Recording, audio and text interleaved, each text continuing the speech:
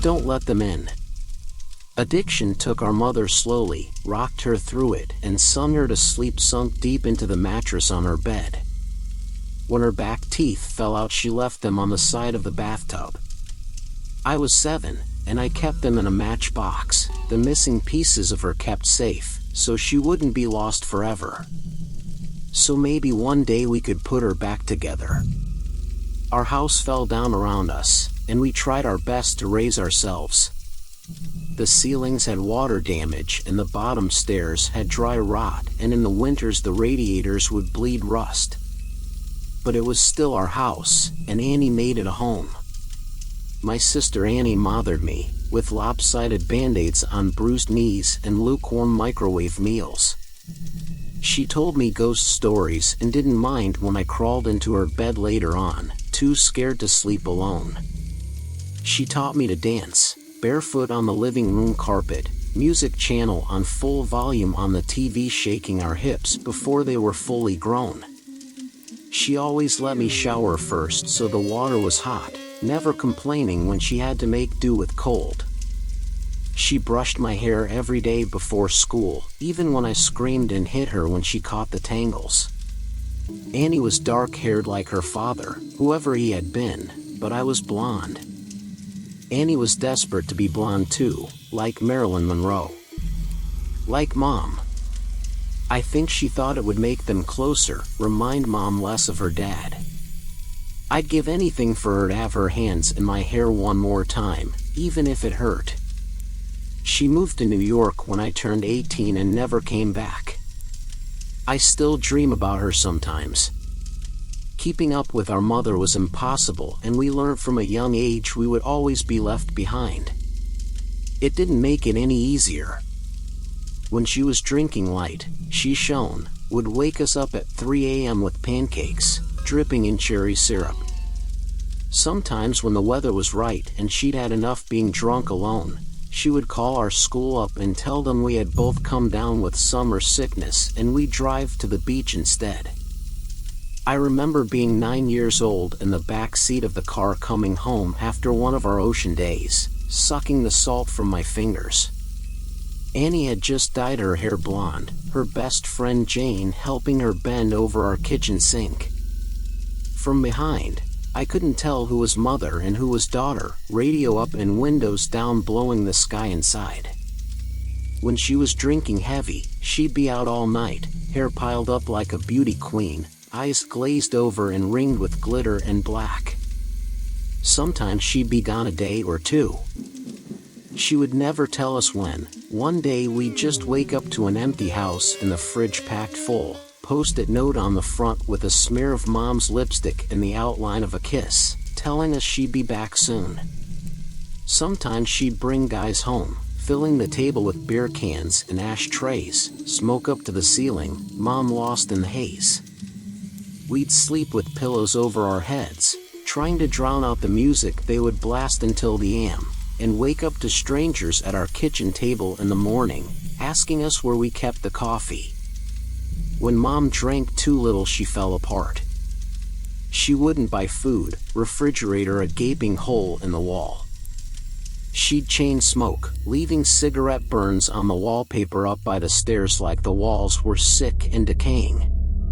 She barely slept, walking around with blue half-moons under her eyes, knuckles raw. She would scream at the slightest thing.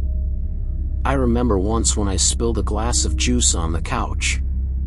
She looked over at me with dead eyes and dragged me off onto the carpet and then took every single cushion off the couch and into the backyard and set them on fire. Annie went to watch a while from the window and then sat next to me on the floor, backs pressed against the skeleton of the seats, head resting in the crater of my collarbones. When Mom drank too much was the worst. She'd laugh too loud and too long at anything and everything, until her mouth started to shake and she started crying, at the breakfast table into her cereal. Annie shut down when Mom was like this, went somewhere deep inside herself where nobody could hurt her. She'd stay up until the morning watching old black and white movies on TV, whispering the lines she knew by heart like prayers. When I was 5, I'd cry when I'd find Mom passed out cold on her bed, sure she would never wake up. Annie would wipe my tears, tell me she was only sleeping just like the princesses in my storybook. We'd sit on Mom's bed together and wait for her to wake up. When we were older, I was the one who would pick Mom up off the bathroom floor again and again, and Annie would put her to bed, smoothing her hair off her face and the vomit from her mouth, changing her clothes if she'd pissed herself. Watching them then, there was no doubt that Annie was the mother now. It was October and I was 13, Annie 16. It was a Wednesday night and Mom had been gone for 2 days. She'd called us that morning from a payphone, voice slurring down the line, telling us she was having the best time with all her new friends, hoped we were doing fine. When she asked me if I was having a good birthday, I hung up on her. My birthday had been the day before. Annie had given me a pile of presents, strawberry lip glosses and glittery nail polishes. I didn't ask where she'd got the money for them. I didn't care. We'd taken the bus to the beach with Jane, eaten the birthday cake she had made for me, sand getting into the frosting. It tasted like sweetness in the sea, and I savored every bite and scrape of sugar against my teeth. We watched the sun go down, Annie snapping grainy photos on her shitty Nokia as I blew out my candles, wishing over and over that Mom wouldn't come home, that she'd just stay gone this time. But that Wednesday night, me and Annie weren't speaking. Anger hung heavy between us, seeping through the floorboards. It began when she tripped at the bottom of the stairs. We'd both laughed, Annie throwing her head back, gap between her front teeth catching the light. When I'd bent to pick her up, I'd caught her breath, warm against the freckles on my cheeks. I let go of her arms and she fell again, hitting the floor and grinning, shaking her hair from her face. Her breath was heavy with whiskey. I couldn't start picking her up too, couldn't watch her fall again and again. Just like Mom, I knew she'd never get back up. I'd stared down at her, blonde hair fallen into her eyes, and all I could see was our mother, and then I was running, feet slamming the hallway like heartbeats turned loose. I'd run for the kitchen and tipped every bottle we had down the sink, shoving Annie back as she fought to stop me, catching liquor on her fingers as it fell. She grabbed my shoulders and made me drop the very last bottle. It smashed between us on the floor, glass shards shining like we'd dragged the stars out of the sky and broken them, pieces we could never put back. Outside through the open windows, the sky turned pale gold, clouds a mess of pink and cream smeared across the horizon. I cried then, watching Annie on her knees picking up the pieces. That was Annie, always trying to fix things even when it was too late. The smell of food dragged me from my room, stomach turning traitor inside my ribcage. Annie was cooking pasta, real food not made in a microwave. She'd set the table, Tammy Wynette singing softly from the CD player, Annie gently swaying her hips as she stirred the tomato sauce, rich and warm. As we ate in silence, with every bite I forgave her. Mom never cooked dinner, or remembered my favorite was spaghetti ever since I was a kid, or stayed sober long enough to sit up at a table. Annie was a mom. We were washing the dishes when we first heard it. A moth was crawling down the inside of the pane, and I cracked the window to let it out into the dark. From the backyard came a faint sound. I tilted my head to listen as it was coming from far off. Crying. I figured it was Mika, the 2-year-old next door, having a tantrum loud enough for us to catch, or maybe even Lucky Strike, the cat that junkies down the street, begging for food like he sometimes did. I always wanted to feed him when he came around, winding over my ankles, but Annie always stopped me, saying once you started giving they never stopped taking. Looking back, I don't think she was talking about the cat. Annie flipped the Christmas lights strung up around the porch and we sat on the plastic beach chairs watching the skies. When we were little, we'd sit outside and Annie would tell me the names of all the constellations and the stories of how they came to be hung up in the night sky. I had to grow up before I realized she made them all up as she went along. It was a game we still like to play now, making up ridiculous stories for the shapes we could pick out. Ah, yes, that one there's the Coors Light. It got there when God dropped it out of his convertible window and never picked it up, she said, nodding sagely and hiding her smile. Of course, I said, waving my hands and pointing up past the power lines. Right next to the ashtray, left there by angels on a smoke break. Yeah, they say if you wish on it, all your dreams will come true, said Annie, grinning. She stopped laughing, voice quieter, face tilted up to all those dead stars. Let's wish, Emmy. Let's wish. So we did. The sound of crying interrupted us. It was closer this time, and definitely human. We turned to each other, confused. Annie shrugged and I squinted out into the black. It sounded like a baby, lost and tired and alone. It must be Nika, I said, slowly getting to my feet. Maybe he walked around the back? Shit, do you want to call Connie and tell her we'll bring him over? Annie didn't reply, and I sighed, rolling my eyes. Guess I'll do everything then. I stepped off the porch, grass soft against my heels. The air smelled like it might rain, fresh and clean and growing. A promise unfulfilled. Annie's voice was strained. I turned to her, smiling. It died on my face when I saw the look on her own. Get inside now. She was staring out into the dark, past me, opening the door with one hand behind her, fingers fumbling on the catch. I froze, barefoot in the dirt. I'd found what she was looking at. In the bushes by the back fence was a person, crouched with their knees tucked up neat under the chin, arms wrapped around legs. Their mouth hung wide, softly opening and closing as he cried. Like a child, lost in the dark. Not like a child, but a someone pretending. Mimicking the sound, open and closed out in the blackness. Suddenly they straightened, snapping upright, face still hidden by the black. They were tall and thin, too thin to be a normal person. Panic made me move, animal instincts left over from the days we lived up in the trees carrying me forward. I was faster than Annie, dragging her inside and slamming the door behind us, hearing it bounce on its hinges as I locked it. We watched as the person slowly walked towards the house, steps deliberate and long. Annie reached for my hand, holding me tight, and turned me to face her, holding my shoulders. Don't turn around, Emmy. Don't turn around. Instinctively I started to look over my shoulder out into the darkness. Annie grabbed my face, hard, and shook her head. I knew then she was serious. Her voice cracked, and she cleared her throat, gripping my hand tight enough to hurt, nails digging in, grounding herself. I looked down at our fingers interlocked, both of us grown from the same bones. I'm gonna call the cops and everything is going to be, her voice faltered, stuttering. Tears spilled over her lashes, dripping like the promise of rain. Annie never cried. Your phone's on the porch, she whispered, and bile crawled its way up my throat.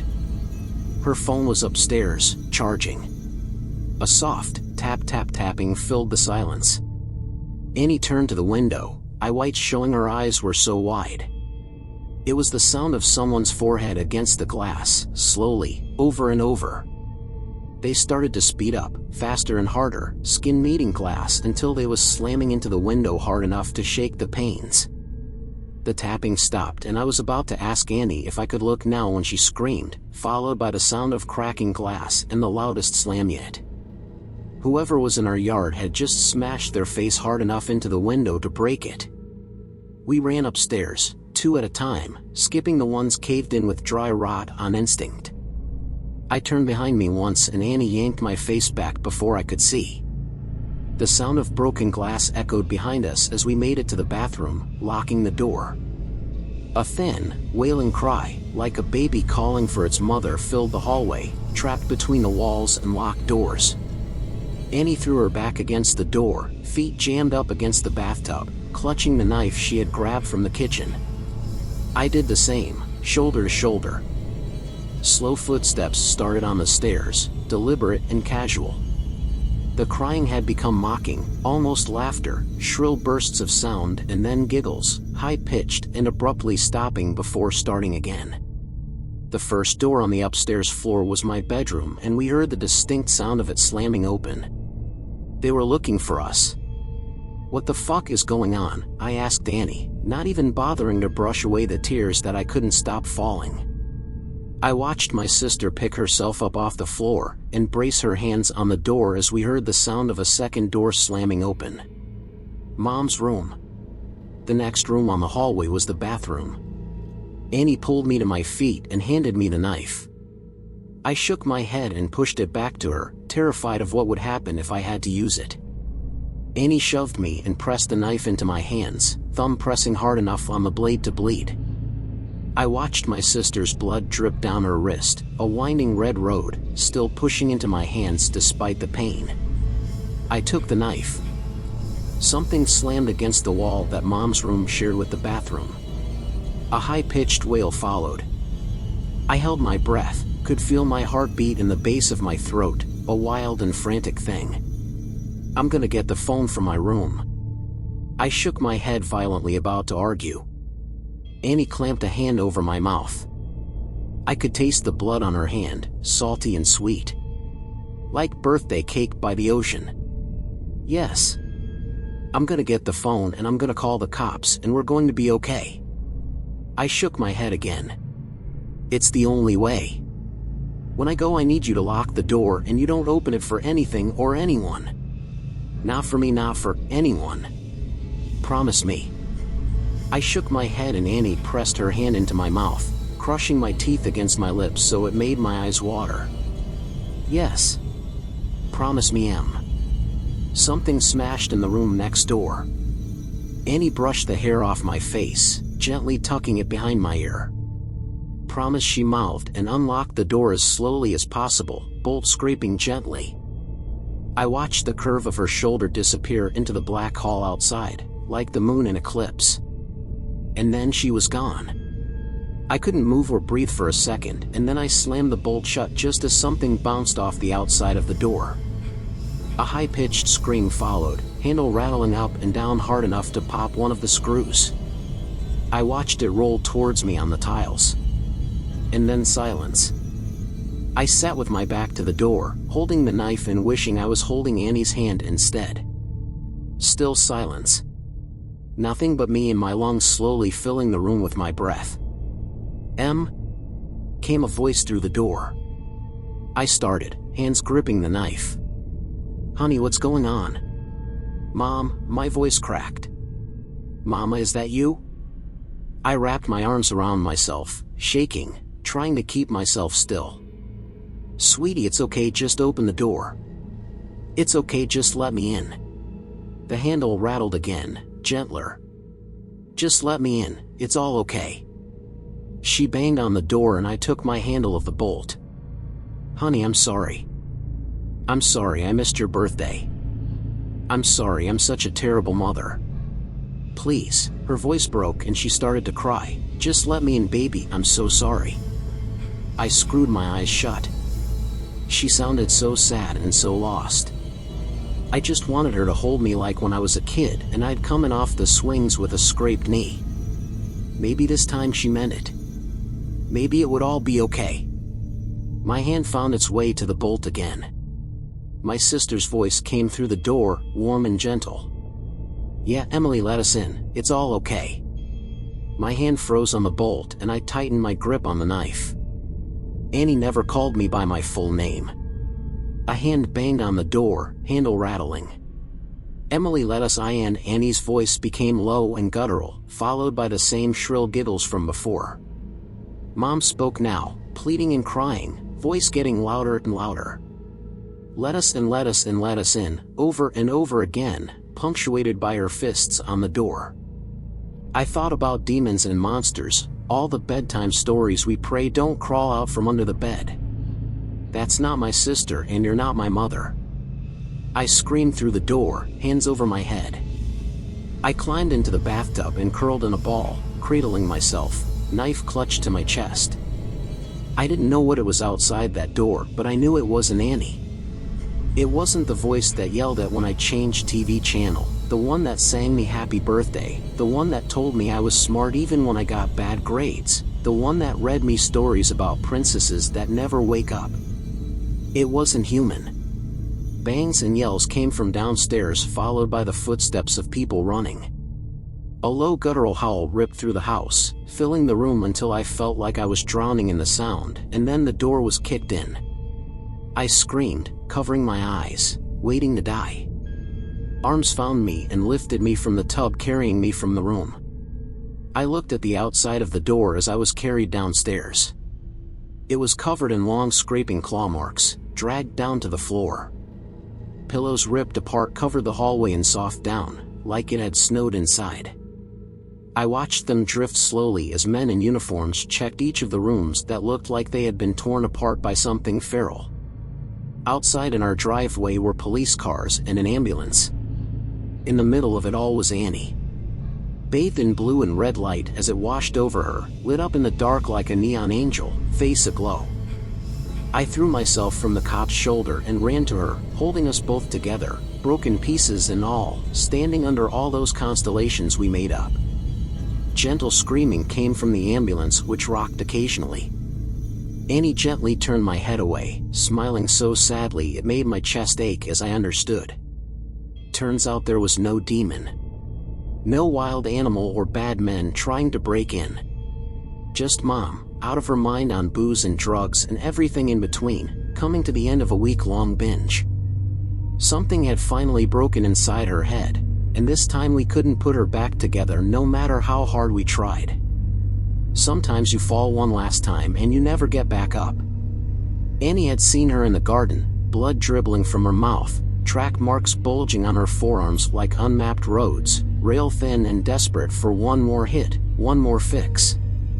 She'd searched the kitchen for all the drink I'd thrown away, and when she hadn't found it, had come to hunt for the stash she hid in the bathroom. She hadn't wanted me, just the drugs on the other side of the door, so high she could mimic Annie's voice almost perfectly.